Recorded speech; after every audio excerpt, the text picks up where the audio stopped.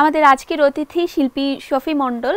বাউল সঙ্গীত প্রচার ও প্রসারে নিবেদিত এই শিল্পীর পথ চলার গল্প খানিকটা জানবো। দাদা, স্বাগত প্রতিদিনের বাংলাদেশে। অভিনন্দন আপনাদেরকে আমাকে এখানে ডাকার জন্য।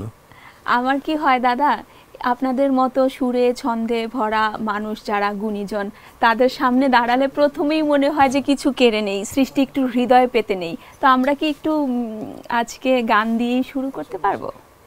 কেন নয়। আচ্ছা, আমি মূলত লালন ফকিরের গান করি।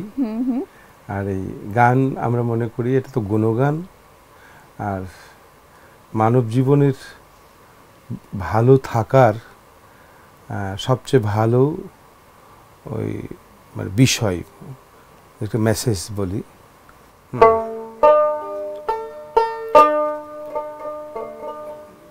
সত্য সুপথ না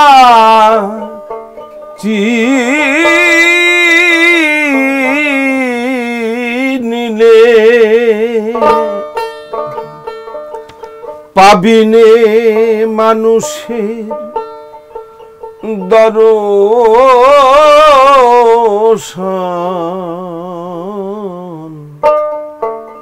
সত্য বল সুপথে চল ওরে আমার মন। নিজেকেই এই বলেই আমরা শুরু করি। আর আমাদের বাউলদের পুঁজি হলো শুরুটা একেবারে বলা যায় ভাব, ভক্তি, প্রেম, বিশ্বাস, বিনয়িতার সাথে যেন হয় মানব জীবনের শুরুটা। প্রতিদিন সকালবেলায় উঠি একটা জনম, যে রাত্রে সন্ধ্যাবেলা ঘুমাচ্ছিলাম না, ঘুম যদি না ভাঙে তাহলে তো আরেকটা জনম হয়ে গেল। ঘুম ভাঙলে এটা আবার আর এক জনম। তো প্রতিদিন যেন এমন সকালই হয়, তখন সে সকালে উঠেই আমরা বলতে পারি নিজেকেই যে সত্য বল সুপথে চল ওরে আমার মন। শুরুতে একটা কথা জানতে চাই যে আপনার বাবা মসজিদের ইমাম ছিলেন। হ্যাঁ, আপনার জন্য কি গান গাওয়াটা শুরু করাটা সহজ ছিল?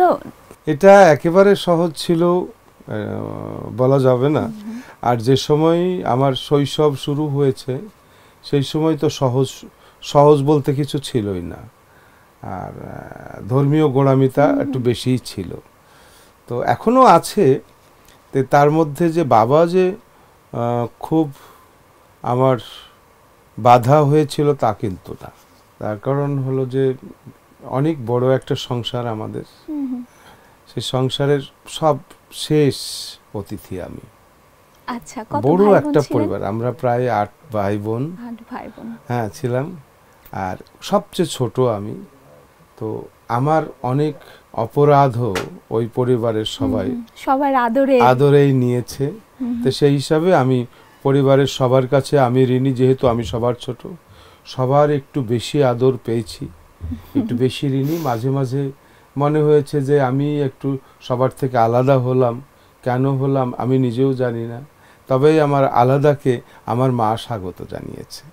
আচ্ছা, আপনার বাড়ি তো কুষ্টিয়াতে। তো এই যে পার্থিব জীবনের সাথে ভাবের যেই জগতে আপনি জড়িয়েছেন, সেইখানে লালনকে কিভাবে রাখেন এবং সেই চেতনা? আমাদের বাড়ি যেহেতু কুষ্টিয়ায়, আমি সেই হতেই বলছি না যে আসলে ভাব জগতে প্রবেশ করতে গেলেই আমাদের, বিশেষ করে আমরা যারা বাঙালি আছি বাংলাদেশের, তাদের মনে হয় যেন দরজার প্রথমে লালন ফকিরই দাঁড়িয়ে আছে, এরকম আমার কাছে মনে হয়। আমি খাটো করে কাউকে, আমাদের এদেশে অসংখ্য মহাজন, তার মধ্যে লালন একজন। তা আমার মনে হয় সিংহ দরজায় সেই থাকে। হ্যাঁ, তার সাথে আলাপ করতে করতে ওই দরজায় ঢুকে অনেক মহাজনের সাথে দেখা হয়, যেটা আমার হয়েছে। সেই দেখা দেখিটা এখনও চলছে। প্রতিনিয়ত কোনো না কোনো মহাজনের বাণী নিয়ে তার সাথে দেখা হচ্ছে, এইভাবেই পথ চলছি। বাউল গান একদম চিরাচরিত যেই প্রথা, যেই ধরনটা, সেই ধরনটা আপনি গান সাথে আপনি ফিউশন করেন। তো যারা ট্র্যাডিশনাল বাউল গান সব সময়, তারা এটা কিভাবে দেখেন? আসলে এটা কেউ কেউ একটু দ্বিমত প্রকাশ করেন, তারপর আমিও তাদেরকে বলি, আমার সাথে এরকম কথাও হয়, তা আমি বলি যে এই প্রজন্মে যারা আসছে এরা অনেক কিছু পেয়েছে যা আমাদের সময় ছিল না। আর আমরা 200 বছর 300 বছর আগের সংস্কৃতি চর্চা করি, তখন তো আরোই ছিল না। যুগে যুগে প্রযুক্তি এভাবে আসবে, সেটা প্রযুক্তি হলো মানুষকে সহযোগিতা করতে আসে, হ্যাঁ, কিন্তু মানুষ যখন প্রযুক্তি নির্ভর হয়ে যাবে তখন একটা গোঁড়ামি শুরু হওয়ার সম্ভাবনা আছে। আমি চাই যে প্রযুক্তি সবাই ব্যবহার করুক, সেটা আমাদের প্রয়োজনের জন্য, কিন্তু প্রযুক্তি নির্ভর হয়ে গেলে সেটা, আমি ফিউশন করি, ফিউশন বলতে একটা প্রজন্মের সাথে আর একটা প্রজন্মের সম্পর্ক স্থাপন, মানে সেই আগেকার আমলের একতারা দোতারাটাও অনেক পরে এসছে, সেটার সাথে যদি এখনকার একটা ছেলে গিটার হাতে করে আসে, দুজনের সমন্বয়টা একটা ফিউশন। তো একসাথে শুধু কি যন্ত্রের ফিউশন হয় না, এই প্রজন্মের একটা মেধাবী ছেলের সাথে আমার প্রেম হচ্ছে, এটাও একটা বড় ব্যাপার। এগুলোকেও দেখতে হবে, তাদের পছন্দটা আমাদের মধ্য থেকে নিচ্ছে, আর আমরাও তাদেরকে, তাদের যা কাছে যা আছে সেটাকেও একটু পছন্দ করতে আমাদের সমস্যাটা কোথায়। তারপরে একটা সময় যখন আমরা আসবে, তখন আমরা তাদেরকে বলতে পারবো যে তোমরা যা করো করো, যা করো করো, কোনো অসুবিধা নেই। দেখবে যেন গান থেকে, গণগান থেকে মাটির গন্ধ, শেকড়ের গন্ধ, এগুলো যেন ধেয়ে না যায়। এটা কারণ এটা হলো আমাদের ঐতিহ্য, এটাই আমার দেশ, এটাই আমার মা, এটাই হলো মাটি, এটাই মানুষ। আমরা যে শুদ্ধ চর্চা করছি সেটাই হলো এটা, গন্ধটা যেন নষ্ট না হয়। সুন্দর। আমি একটা জিনিস শিখলাম যে এই যে গোঁড়ামির কথা আপনি বলছিলেন, যে একটা শ্রেণী আছে বলি যে পুরানোকে আঁকড়ে ধরা এক ধরনের গোঁড়ামি, আর আপনি এখন বলছেন যে এই যে প্রযুক্তি নির্ভর আধুনিকতা যেটাকে বলি, শুধু সেটাকেই আগলে ধরা, পুরানোটাকে রেখে দেওয়া, এটাও আর এক ধরনের গোঁড়ামি। হ্যাঁ, আমার খুব ভালো লাগলো বিষয়টা। দুটো মিশাতে হবে। হ্যাঁ, দুটাকে মিক্সড করতে হবে, নতুন পুরানোর মেলবন্ধন। তবে আমরা মানুষ জাতি হলো, এদের স্বভাব হলো উজান চলা, উজান চলা। তখন প্রকৃতি যা দিয়েছে অন্য জীবজন্তুর জন্য, আর মানুষকে শুধু দিয়েছে আল্লাহ মেধা, আর পৃথিবীকে মানুষ তার বাসযোগ্য করার জন্যই মানুষ যুদ্ধ করে যাচ্ছে। তার কারণ প্রত্যেকটা, ওদের সাথে আমাদের কোনো মিল নাই, জীবজন্তুর সাথে। হ্যাঁ, আমার বাসযোগ্য করার জন্য আমি আমাকে তৈরি করছি, আমার পোশাক, আমার যন্ত্র, আমার এগুলো আমার প্রয়োজন, আমার গ্রন্থ, তারপরে আমার বাড়ি, আমার ঘর, আমার কৃষ্টি, আমার কালচার, আমার ঐতিহ্য, আমার দেশ, আমার মাটি, এগুলো কিন্তু আমার না, আসলে ওদেরই। এই জায়গাগুলো আমরা আমাদের প্রতি শক্তভাবে দাঁড়াতে হবে, এবং পথ হলো একটাই, মত হলো একটাই, সেটা হলো সত্য। আমরা আরেকটা গান শুনবো একটুখানি।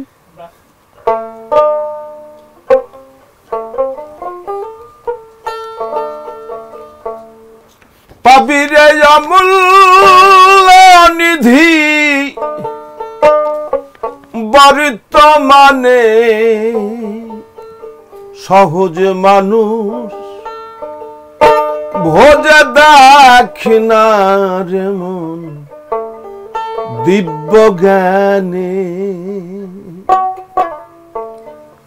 ভজ মানুষের চরণ দুটি, তোমার নিত্য বস্তু হবে খাঁটি। ওগো মরিলে সব হবে মাটি, তরাই এই ভেদিলাও জেনে, সহজ মানুষ ভোজে দাক্ষিণার মন দিব্য জ্ঞানী। সহজ মানুষ, তাহলে মানুষের সাধনা সহজ হয়ে যাওয়া, খুব কঠিন হওয়া না। কঠিন হলে সমস্যা, যত সহজ হবে তত সবকিছু বুঝতে এবং বোঝাতে সুবিধা হবে। এই যে জীবনের অনেকটা সময় আপনি আশ্রমে আশ্রমে খুঁজে ফিরেছেন বাউলের আত্মাকে, এই জীবনটা আমাদের একটু বলেন। আসলে জীবনটা কিভাবে চলে গেছে, মানে সেই শুরু থেকে অদ্যাবধি পর্যন্ত চলছে। কি পেলাম কি পেলাম না এটা বড় ব্যাপার না, আমি ভালো ছিলাম কিনা, তো পথ চলতে চলতে এই ভাবের জগৎ, তো কখন এই বেলা যেতে যেতে সন্ধ্যা হয়ে গেল, এখন ফিরে যাবার পালা। যেদিক থেকে এসছি সেদিকে তো আর ফিরে যেতে পারি না, কোথায় যাব তাও জানি না, ঠিক পথে যাচ্ছি এটা বুঝতে পারছি। তবে যাওয়াটা যেন সুন্দর হয়, হ্যাঁ, মানে আমি এই পথে এসে, এই মতে এসে আমাকেও কেউ না কেউ অনুসরণ করছে, তাই না? তো আমার এখন বেশি সতর্কতা এইটাই যে আমার একটু ভুল পদক্ষেপের কারণে অসংখ্য মানুষ বিপাকে চলে যেতে পারে। তাই খুব সাবধানে, না যেতে পারলে সামনে এগোতে না পারলে দাঁড়িয়ে থাকছি, কিন্তু ভুল পথে আর যাওয়া যাবে না। তখন এটা ভাবের পথ, তো আছে ভাবে তালা যে ঘরে, সেই ঘরে সাই বাস করে, আছে ভাবে তালা যে ঘরে। ভাব, ভক্তি, প্রেম ও বিশ্বাস, বিনয়িতা, একটারও ভাষা নাই, আক্ষরিক রূপ করার বিষয়, শুধু অনুভবের মাত্র। তা আসলে সেখানে সে বাস করে। ভাব দিয়ে খোলো ভাবের তালা, দেখবি রে অটলের খেলা, ঘুচে যাবে মনের ঘোলা, থাকি গে ওই রূপ নিহারে, আছে ভাবে তালা যে ঘরে। এ ঘরে তালাও ভাবের, চাবিও ভাবের। এ ঘরের পড়াশোনা ভাব দিয়ে। তুমি মনে মনে যা ভাবো, ঈশ্বর বলছেন আমি তাও জানি। তাই আমাকে চেনার জন্য তোমার এত শব্দের প্রয়োজন নাই। তুমি মনে মনে যেন সুন্দর পরিকল্পনা করো। তোমার সুন্দর পরিকল্পনাটা আগামী দিনের দেশের অনেক কাজে লাগবে। অনেক মানুষ তোমার দিকে চেয়ে আছে। কল্পনায় কখনো অন্যায় করো না, সেটারই বিচার হবে। মানে আমি বাস্তবে তো নাই, কল্পনাতেও যেন অন্যায় না করি। বাস্তবে আপনি অন্যায় করলে আপনার বিচার হয়ে যাবে, কেউ না কেউ আপনাকে ধরে ফেলবে। কিন্তু কল্পনায় যদি অপরাধ করেন, সেটা তো আর কেউ জানে না, জানেন কেবল ঈশ্বর। খুব সুন্দর দাদা। তো বাউল গানের তো একটা গুরুমুখী একটা বিষয় থাকে, এবং আপনার গুরুদের কথা যদি একটু বলেন আমাদের। আমি তো গুরুকে প্রতিনিয়ত কাঁধে করে, মাথায় করে, সব সময় হৃদয়ে ধারণ করেই চলি। আমার আর তো কেউ নেই, আর আমার কেউ নেই, গুরু তুমি বিনে, তুমি বিনে। এই পথ আমার, আর আমার কেউ নাই গুরু তুমি বিনে, তুমি বিনে। এই হলো গুরু। আমার শিক্ষা গুরু শ্রী সাধন মুখার্জি, উনি একজন ব্রাহ্মণ। আমার দীক্ষা গুরু সুলতান ফকির, উনি লালন ঘরানার একজন পাথেয় আর কি। আর যার কাছে দীক্ষা নিলাম, শিক্ষা নিলাম, আর আমি শিখি এখনো আমার শিশুদের কাছ থেকে। প্রতিনিয়ত তাদের সাথে বসছি এবং তাদের কাছ থেকে বেশি শিখছি। এই শিখতে শিখতে যাচ্ছে। এই আমার গুরুমুখী। কখনো গুরু আমার পিছনে থাকে, কখনো গুরু সামনে চলে আসে। দাদা, কুষ্টিয়া এবং ঢাকাতে আপনার আশ্রম রয়েছে, সেখানের কার্যক্রম কিরকম চলছে? কুষ্টিয়াতে আমার বড় মেয়ে আছে, ফারজানা লিনা নাম। সে দেখাশোনা করে। সেখান থেকে একটু পর্যায়ে বাচ্চারা তৈরি হয়ে যায়, ওর মধ্যে থেকে আবার বাছাই করে আমি নিয়ে আসি ঢাকাতে আমার আশ্রমে। আর এভাবে চলছে আমার আশ্রমটা সেই 90 দশকের শুরু থেকেই এখনো পর্যন্ত চলছে। আর ঢাকার কোথায়? ঢাকা আছে আমি মোহাম্মদপুর কৃষি মার্কেট, এখানে। এখানে কিরকম কার্যক্রম? মানে এখানে আমার আশ্রম বলতে সঙ্গীত আশ্রম, তো ওই ছোট থেকে বড় পর্যন্ত সবাই আসেন এখানে বিভিন্ন ভাবে। সারাদিন তাদের সাথে প্রতি শুক্রবার এবং মঙ্গলবার আমি সময় দেই। মাঝে মাঝে আবার কাজের অসুবিধার কারণে পারি না, সেটাও তারা জানে। তাই তাদের সাথে আমার একটা সম্পৃক্ততা আছে এরকম আমার ঢাকাতেও যে আশ্রমটা আছে এখানে একেবারে 6 বছরের শিশু থেকে 50 বছর বয়সের মানুষ পর্যন্ত আছে। আচ্ছা, তো সবাইকে মিলেমিশেই আমরা কাজ করি, সবাই সবাইকে ভালোবাসে, সবাই বন্ধু। নগরে কিরকম বাউল চর্চা? নগর বলতে তো নগরের মানুষ নগরে বা গ্রামের মানুষ এসেই নগরে থাকে, এটা একটা ব্যাপার। আর যার মনের মধ্যে বাউলামি আছে তারা বাউলদেরকে খুঁজেই নাই। হ্যাঁ। আমি তো সেই পথে আছি। আর একটা আমার সংগঠন আছে বাংলাদেশ বাউল ও লোকশিল্পী সংস্থা, সেটা একেবারে ইন্টারন্যাশনাল পর্যায়ে। ওইটার আবার এই সংস্থাটা আমাকে সভাপতি করেছেন। ওটার মাধ্যমে আমি বিভিন্ন জেলায়, তারপর বিভিন্ন শিক্ষা প্রতিষ্ঠানে আমি কর্মশালা করি, সেখানেও কিছু শেখাই। এইভাবে জীবনটা চলছে আর কি। আপনার চেহারায় গত 1 বছরে একটা পরিবর্তন এসেছে, চেহারা গেটআপে। তো এটার সাথে কি সাধনার কোনো সংযোগ আছে? হয়তোবা আছে। কারণ হলো যে এই প্রতিচ্ছবিটা, একটা প্রতিচ্ছবি আমি ঢেকে ফেলেছি, এতে একটু প্রথম একটু মনে হয়েছে অসুবিধা। এখন এটা মনে হচ্ছে যে আমি ঠিকই করেছি। আর একটা ব্যাপার হলো লালন ফকিরের মত নিয়ে চলতে চলতে একেবারে শেষ পর্যায়ে এসে ভাবলাম বাকি শেষটুকু দেখা উচিত। তো সেই শেষটুকুর জন্য আমি সেই তরিকায় দাখিল তো হয়েছি অনেক বছর আগে, আর তরিকার দায়িত্ব প্রাপ্ত হয়েছি 2 বছর হলো। আচ্ছা, হ্যাঁ, সে দায়িত্ব আমি জানি না কতটুকু। সেটা কিরকম? সেটা হলো ওই খেলাফত দেয় তখন, মানে এই যে বলে খরিদ্দার মহাজন যেজন বাটখারাতে কম তাদের কসুর করবে গদিয়ান মহাজন যেজন বসে কেনে প্রেম রতন, এটাকে বলা হয় গদিয়ান মহাজন। যখন কোনো বাউল তার গুরুর কাছ থেকে খেলাফত প্রাপ্তি হয় তখন সে নিজে আবার গুরু হয়ে যায়। তা আমি ওরকম হয়ে গেছি।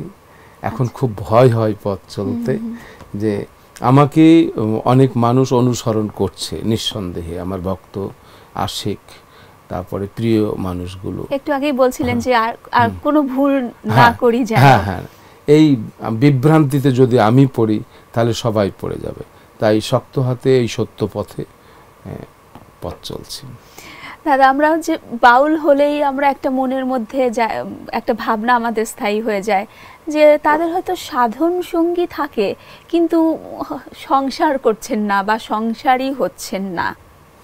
আপনার পরিবারের কথা যদি আমরা জানি। একেবারে খুবই ভালো কথা বলেছেন। আমার সাধন সঙ্গিনী আমি আজ থেকে সেই 43 বছর হলো যাকে সাথে নিয়েছিলাম, ওনাকেই আমি আমার মাথা পুরে রেখে চলছি।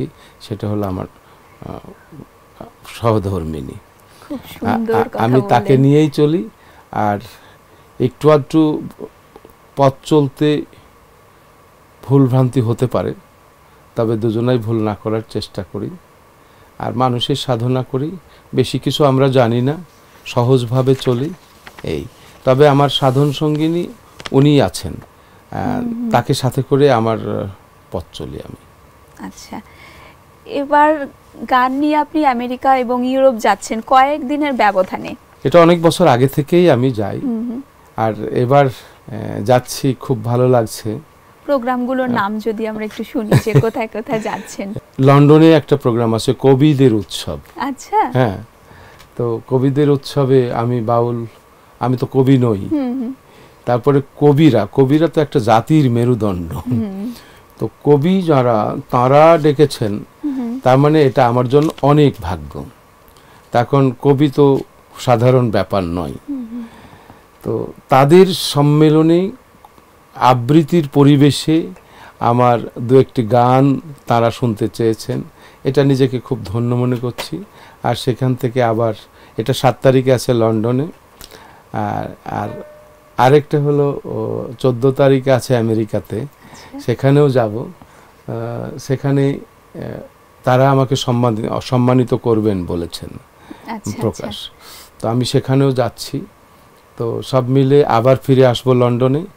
হ্যাঁ, 21 তারিখে আবার লন্ডনে একটা কাজ আছে, সেটা নিয়েই আবার মনে হয় 22-23 তারিখে দেশে ব্যাক করব। এই যে বাউল সঙ্গীত প্রচার প্রসারে বিভিন্ন দেশে যাচ্ছেন এবং নিজের দেশের সংস্কৃতি এবং দর্শন যখন তুলে ধরছেন, কেমন লাগে এবং অন্যরা সেটা কিভাবে নিচ্ছেন? আমাদের এই ভালো লাগাটা বেশি কাজ করে যে বাজারে যদি কোনো মানে ইন্ডাস্ট্রিয়াল তার বাজারজাতকরণ মালের যদি সঠিক পায়, মূল্যায়ন পায়, তাহলে খুব ভালো লাগে। আর আমরা যে জিনিসটা হাত কাঁধে করে বেড়াই, সারা বিশ্বের সকল কবি থেকে শুরু করে মানে একেবারে সাহিত্যিক, কবি, সেই সাথে মানে দার্শনিক, সে সমস্ত মানুষগুলো লালন ফকিরকে, শাহ আব্দুল করিমকে, মানে রশিদ উদ্দিনকে, মানে বিজয় সরকারকে সবাই ভালোবাসেন।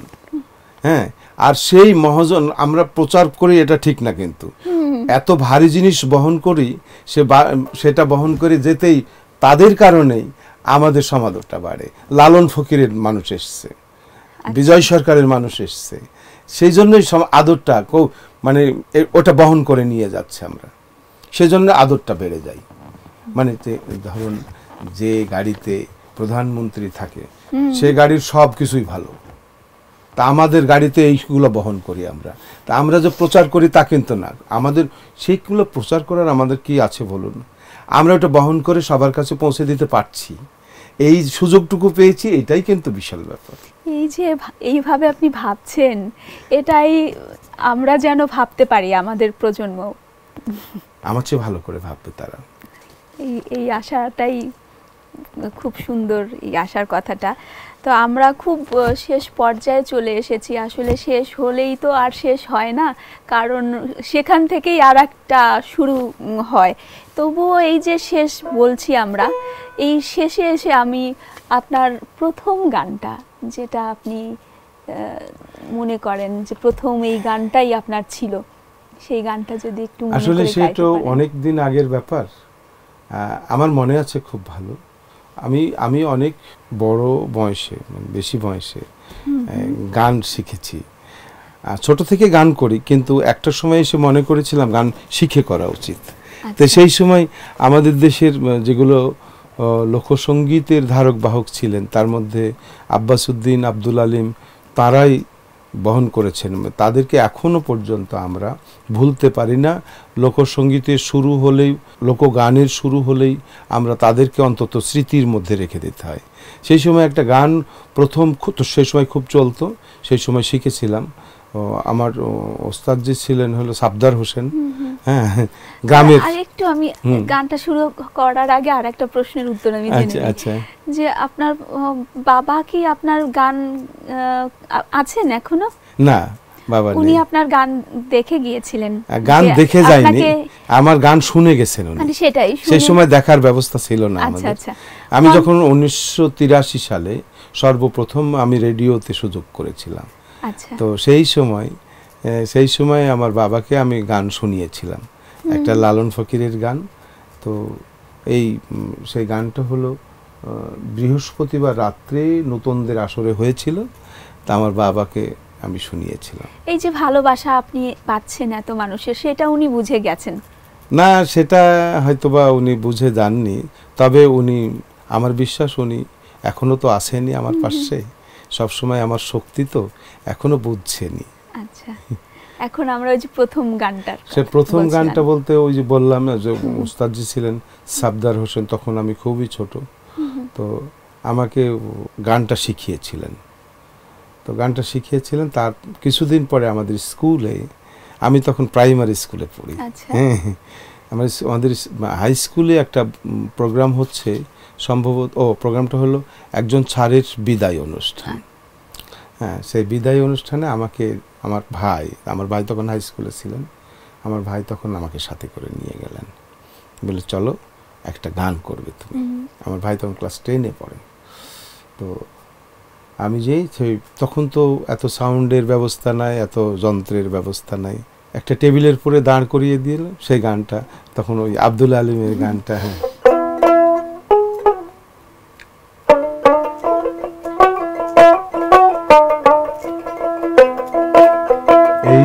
যে দুনিয়া কিসের লাগিয়া অতি যত্নে বানাইয়াছেন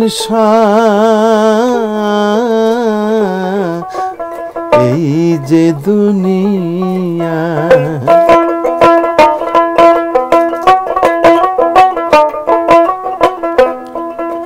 ছায়াবাজি পুতুল রূপে বানায়া মানুষ, যেমনি নাচাও তেমনি নাচি, পুতুলের কি দোষ।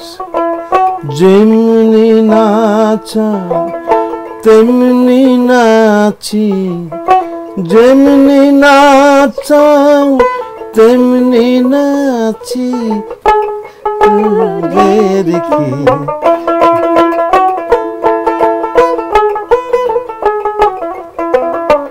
এই যে দুনিয়া।